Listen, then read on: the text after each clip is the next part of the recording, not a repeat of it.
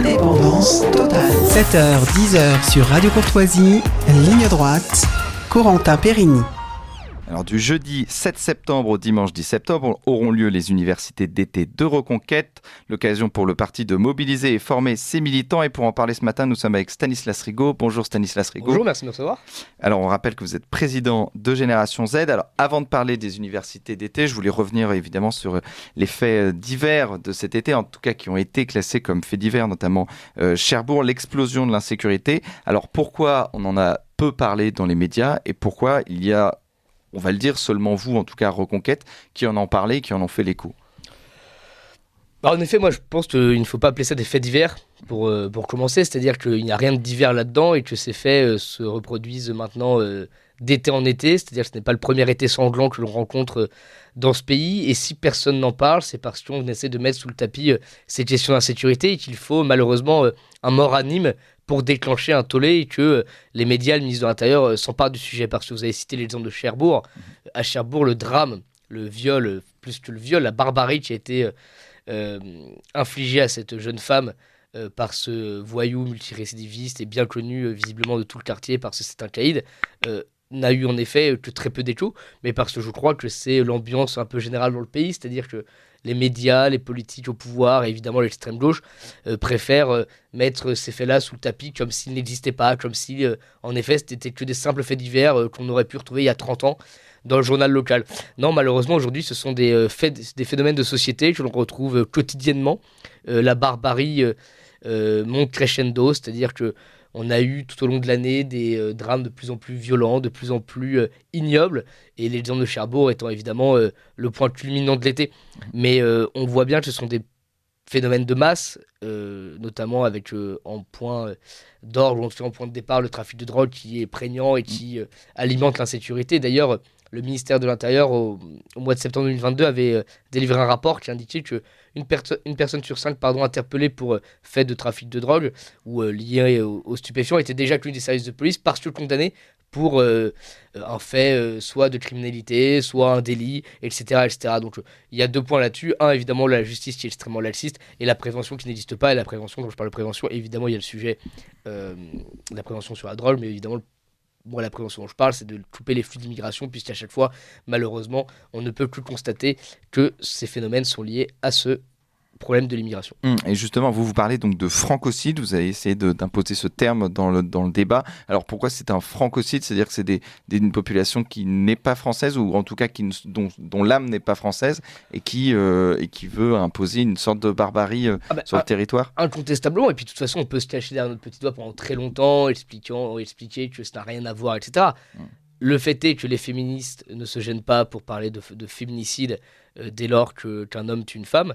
Eh bien, pardon de le dire, mais si on emploie ce terme-là pour désigner ces phénomènes où des femmes se font tuer par des hommes, c'est évidemment regrettable, dramatique, et tous les mots ne manquent pas pour décrire ces horreurs. Dans ce cas-là, si une personne étrangère tue un Français, si une personne étrangère tue sur le sol français une personne française, nous avons décidé d'appeler ça un francocide parce qu'il ne faut pas se cacher derrière son petit doigt. Et oui, malheureusement, ces drames-là où des étrangers tuent des Françaises, violent des Françaises ou agressent des Français doivent être dénoncés fermement, et parce que en réalité, il y a une volonté de conquête dans tous les plans de la société, par la rue, par le trafic de drogue, par les mœurs, par la culture, par la religion, qui est en train de s'imposer. Et évidemment, la chose la plus problématique dans les médias pour les Français et leur sécurité, c'est ces phénomènes de francocide qui amènent à beaucoup de drames. Et justement, donc on peut faire évidemment ce parallèle avec l'affaire Naël, qui est dramatique aussi, qui est tragique, et justement qui a eu un écho médiatique important, et qui a eu, vous le savez, chers auditeurs, qui a amené donc cette semaine d'émeutes avant les vacances. Et on a l'impression que quand vous parlez de ce francocide et de ces faits divers, qu'il n'y a pas en tout cas que la population, il y a une abnégation de la population qui l'a accepté ou qui ne sait pas justement trouver de solution, ou en tout cas qu'il ne le fait pas en cassant tout dans la rue. Ce qui est sûr et certain, c'est que les réactions ne sont pas les mêmes.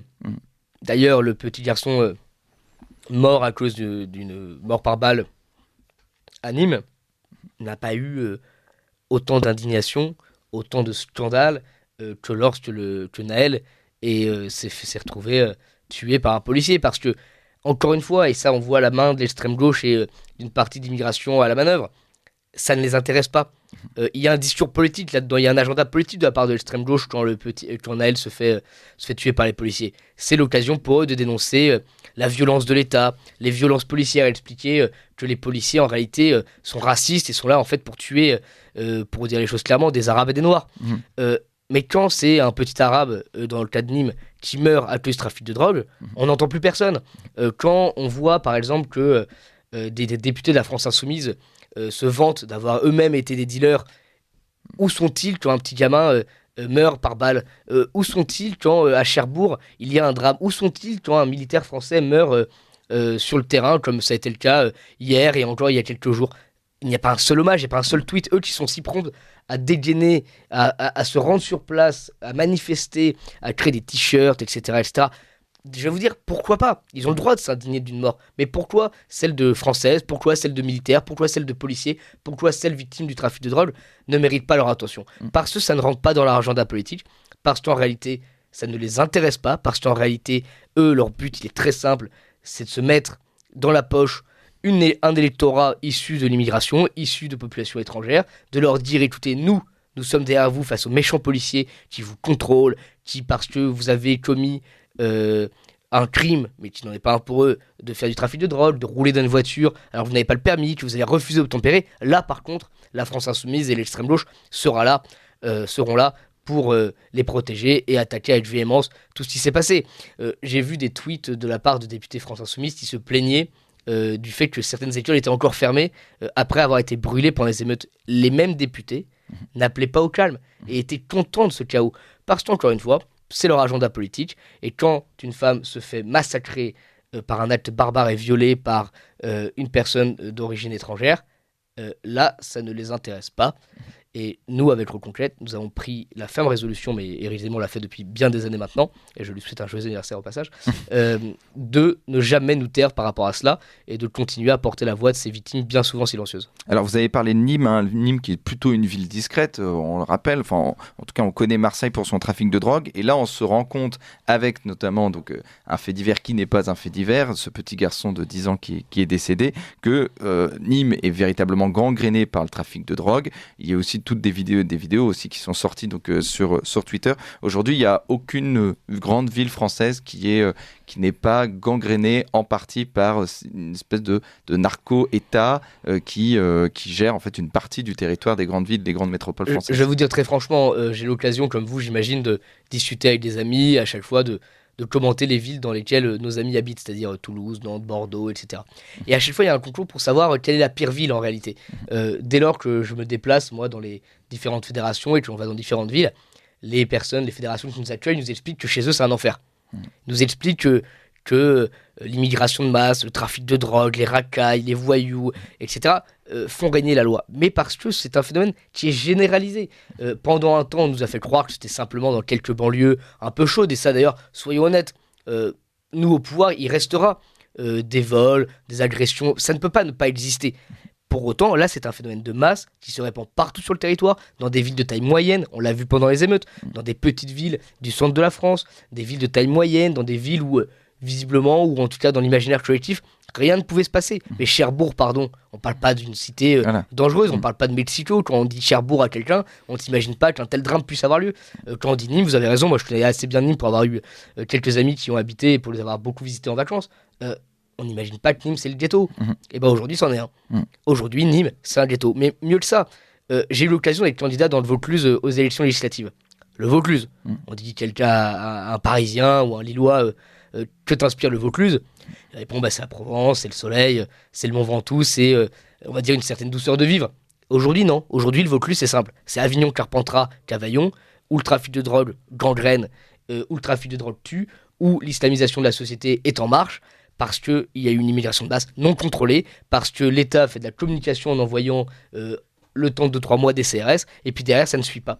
Et si on ne prend pas la mesure de ce qui est en train de se passer, si on n'est pas capable d'avoir une politique, non pas de communication, mais de long terme, en coupant évidemment dans un premier temps les flux, qu'on n'a pas une justice de nouveau extrêmement dure, sévère à l'égard des trafiquants, à l'égard de ceux qui veulent écraser le pays, nous ne nous en sortirons pas. Et je crois que c'est le problème de Gérald Darmanin, c'est qu'il fait énormément de communication, pourquoi pas. Il y a certaines choses, il faut être honnête, qui vont dans le bon sens, mais qui en réalité ne sont que des mesurettes à l'échelle des problèmes qui se posent à nous aujourd'hui. Et alors, pour régler justement ces problèmes, vous proposez Reconquête des universités du 7 septembre au 10 septembre prochain. Alors, ces universités d'été, concrètement, donc c'est former vos militants, alors intellectuellement on va le voir, mais aussi concrètement pour défendre ses convictions sur les réseaux sociaux, comment devenir un élu, enfin c'est une véritable école de formation. Exactement, parce que nous, en tout cas pour le mouvement jeune particulièrement, nous avions à cœur de faire de cette université d'été un moment de formation pratique. C'est-à-dire que pendant l'année, via le Discord, via des grandes conférences que l'on peut organiser ici à Reconquête pour les jeudis de Génération Z, où nous avons reçu différentes personnalités, Charles Prats, Laurent Alexandre, Thibaut de Montbrial, pour débattre, etc. Là, on a voulu que ces 2 jours de formation soient opérationnels. Parce que évidemment, et je ne vais pas vous dire le contraire, surtout quand j'appartiens au parti d'Éric Zemmour, le fond est extrêmement important et qu'il faut le travailler. Ce sera l'occasion de la journée de samedi avec nos intervenants comme Monsieur Rioufol, Monsieur Oberton, etc. Mais en amont, nous voulions que nos militants puissent avoir une formation un peu clé en main qui leur permette, quand ils rentreront dans leur fédération, quand ils rentreront avec leurs autres groupes de militants, être capables de lancer des actions, de réagir à l'actualité, de faire de la communication, de prendre la parole en public, d'être capable d'exprimer ses convictions, parce que la gauche a su le faire pendant un temps. Ils ont délaissé le fond peut-être, mais en tout cas, ils sont encore très très opérationnels. Et nous avons le devoir, à droite, d'avoir la même logique, d'être capable de se dire, chacun de nos militants, chacun de nos responsables a le devoir de s'exprimer correctement. Et j'en profite, et à tous vos auditeurs, que je remercie chaleureusement de leur écoute, on ne peut se plaindre de la situation actuelle, on ne peut faire les constats que beaucoup aujourd'hui de gens partagent et ne pas par la suite trouver les moyens de régler ces problèmes. Et pour régler ces problèmes, il faut gagner des élections, il faut faire de la métapolitique, il faut informer, etc. Mais pour ce faire, il faut être formé, il faut être capable de... C'est-à-dire que oui, aujourd'hui, prendre la parole en public dans une fac, prendre la parole devant un groupe d'amis, prendre la parole en famille, ne serait-ce qu'en famille, à un repas de Noël, avoir un argumentaire solide, avoir des idées construites, être capable d'organiser une action en peu de temps, comme certains de nos grands formateurs savent très bien faire. Ça se travaille, et c'est l'occasion, avec ces universités qui ont lieu dans le Var du 7 au 10 septembre, que ces militants pourront se former intelligemment. Surtout, vous avez des militants jeunes, très jeunes, vous avez énormément d'adhérents encore à Reconquête, et donc ça, c'est aussi une de vos forces, en tout cas pour l'avenir du parti. Bien sûr, et je remercie le ciel chaque jour. On a la chance, avec Reconquête, d'avoir un parti qui est le premier parti de France en termes d'adhérents, et en effet, plein de vitalité. Et cette vitalité, on doit s'en servir intelligemment.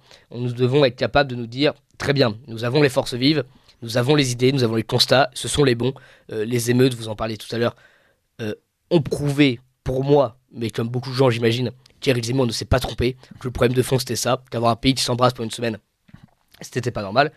Eh bien, cette force vive, ces constats, ces talents que nous avons dans nos rangs, fortifions-les, entraînons-les pour que demain soit meilleur et pour que nous soyons demain capables de renverser la table et surtout, parce que c'est le plus important, de sauver le pays et d'assurer aux Français une vie plus que correcte. Et justement, alors quels sont les thèmes de ces universités d'été ? Donc on a l'impression qu'il y a donc, critique de la politique d'immigration, dénonciation de l'insécurité, on a parlé, et aussi notamment une dénonciation du wokisme pour les plus jeunes. Ce serait ça les thèmes principaux de ces universités, oui. Avec aussi un aspect sur l'Union européenne, mais on en reparlera après. On en parlera après, mais oui, globalement, ce que vous venez de dire est très juste. Ce sont les grandes thématiques. Par la suite, Éric Zemmour fera un meeting, une réunion publique avec des milliers de personnes le dimanche où justement il fera son grand discours de rentrée que je ne peux pas encore vous annoncer totalement. Je reviendrai avec plaisir le lendemain pour en parler, mais que nous gardons évidemment un peu secret pour effet d'annonce, comme vous pouvez le comprendre. Mais oui, ce sont les sujets importants. Le wokisme, évidemment, gangrène la société. On l'a vu là récemment avec une polémique avec Gabriel Attal qui s'est touché par ceux des petits blancs rendait hommage à Martin Luther King. On est quand même sur des choses absolument lunaires. Et on veut parler de tout ça parce qu'encore une fois, ce sont les sujets qui nous semblent importants, notamment au niveau de l'éducation. On a lancé Parents Vigilants il y a 1 an maintenant, à l'occasion des universités de l'an passé. Nous allons faire le bilan de tout cela. C'est plus de 45 000 personnes aujourd'hui Parents Vigilants. Ce sont des personnes qui sont engagées dans la vie scolaire pour protéger les enfants du wokisme, du harcèlement scolaire et de l'islamisation de la société. Et nous allons continuer de travailler là-dessus parce que je crois que l'éducation est en plus de cela un sujet extrêmement important pour les années à venir. Alors vous parlez aussi de l'Union européenne, il y aura tout un module, je ne sais pas comment vous expliquez ça, donc toute une partie sur les institutions européennes, sur le fonctionnement des institutions européennes avec Bastien Frimins, puis aussi un bilan des institutions européennes avec Nicolas Bay. Investir les institutions européennes, c'est important pour peser dans la politique nationale? C'est important, et surtout ce qui est important, et ce sera l'occasion par Bastien Frimins, en effet, Nicolas Bay, mais aussi M. Pupinck, d'en parler. Il y a beaucoup de choses qui se passent au Parlement européen. Il y a beaucoup de choses dont nous ne sommes pas nécessairement informés en France, ou en tout cas si nous ne suivons pas, qui ne peut pas être accessible facilement. Rarement BFM ou CNews, pour ne citer que, en parlent et nous font écho de ce qui se trame là-bas. En réalité, que ce soit sur la politique migratoire, que ce soit sur le wokisme, que ce soit sur des campagnes de publicité, je prends la campagne peut-être un peu emblématique, mais la campagne de publicité lancée par le Parlement européen sur le hijab, donc cette tenue islamiste, ça vient de là-haut. Et nous, avec Reconquête, comme le fait déjà Nicolas Bay au Parlement européen, nous voulons être présents l'année prochaine aux élections européennes pour être capable de prévenir les Français de ce qui s'y passe, être capable de porter une certaine parole. Et puis ce qui est très rassurant pour le coup, à l'inverse, pour une fois,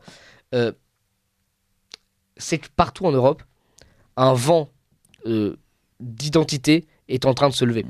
On l'a vu en Italie, on l'a vu en Suède, on le voit en Hongrie, on le voit en Espagne avec le parti Vox, etc., etc. C'est en train de changer. Véritablement, c'est en train de changer parce qu'il y a un réveil des peuples européens qui, et j'entendais votre sujet tout à l'heure sur l'Angleterre qui prenait évidemment la mesure de l'immigration. Nous sommes en train de nous rendre compte que l'Occident est en danger, que l'Occident est attaqué violemment dans son être, et c'est rassurant de voir que, et par les jeunes et par les partis politiques des différents pays européens, il y a un réveil, il y a cette prise de conscience importante, et surtout une prise de conscience des électeurs qui ont compris qu'il fallait voter pour des personnes qui voulaient véritablement changer l'Europe, et les pays évidemment auxquels ils appartiennent. Et c'est important, et c'est surtout extrêmement réjouissant de voir que cela peut changer, que des choses concrètes peuvent être mises en place. Je vous prends aujourd'hui un exemple concret. Je pense qu'il vaut mieux vivre à Budapest qu'à Barbès. Et qu'à Budapest, c'est M. Orban qui est aux manettes, alors qu'à Barbès, c'est Mme Hidalgo. Alors justement, vous savez, dans la sphère patriotique, il y a ce débat Frexit ou pas Frexit. Ouais. Vous, à Reconquête, vous pensez qu'il faut mieux donc influencer à l'intérieur même du Parlement européen, des institutions européennes, pour peser avec plusieurs d'autres patriotes européens. Je comprends, vous savez, j'ai déjà eu l'occasion d'en parler sur cette antenne. Moi, je n'ai pas d'icône de Mme von der Leyen près de mon lit, accroché au-dessus de mon lit pour mieux m'endormir le soir. Pour autant, oui, j'espère que vous n'en doutiez pas. Mais deux exemples, l'Angleterre qui n'est plus dans l'UE et la Hongrie qui est encore dans l'UE. Il vaut mieux vivre, si vous êtes préoccupé par les questions de souveraineté, d'immigration, etc., en Hongrie qu'en Angleterre. Parce que on est la France, c'est-à-dire que si la Hongrie, qui est un pays plus petit, moins puissant économiquement, moins influent dans le monde, arrive à réguler ses frontières, à avoir une sécurité, à lutter contre le wokisme, à avoir une éducation nationale qui se tient, etc., en étant dans l'Union européenne, malgré évidemment les bâtons dans les roues que peuvent mettre Bruxelles ou Strasbourg. Nous, France, qui est un pays qui, avec l'Allemagne, est le pays le plus puissant de l'Union européenne, si nous voulions vraiment mettre en place une politique qui était la nôtre, nous pourrions le faire. Et pour reprendre la fameuse formule bien connue, que vont-ils faire? Ils vont envoyer les chars.